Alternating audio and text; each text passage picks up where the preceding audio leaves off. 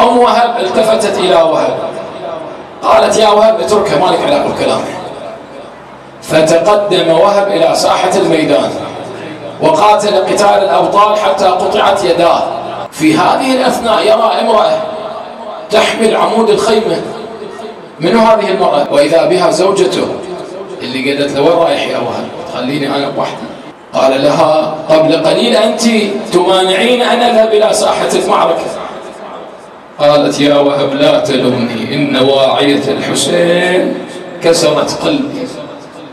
إذن هذه الواعية إذا وصلت لإنسان ولم يجب الحسين، حتى آية زوجة وهب استجابت لواعية الحسين.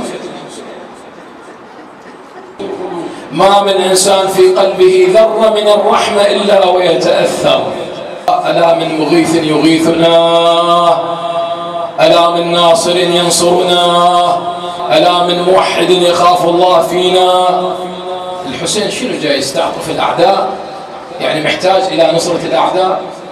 طبعا للجواب على هذا السؤال أن الحسين عليه السلام عندما صرخ يوم عاشوراء حتى يسمع جيش بني أمية، لأن أعدادهم كانت آلاف مؤلفة، حتى لا واحد يقول أنا ما سمعت صرخة الحسين وواعية الحسين، أراد أن يلقي عليهم الحجة.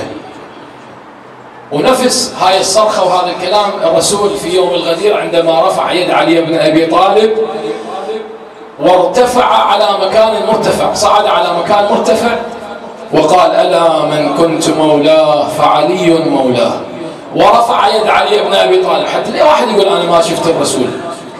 هنا الحسين عليه السلام عندما قال ألا من مغيث ألا من ناصر، حتى يسمع الأعداء، حتى لا واحد يبقى في بالي يقول أنا ما سمعت نصرة الحسين، ما سمعت إنه صرخة الحسين حتى أنصره.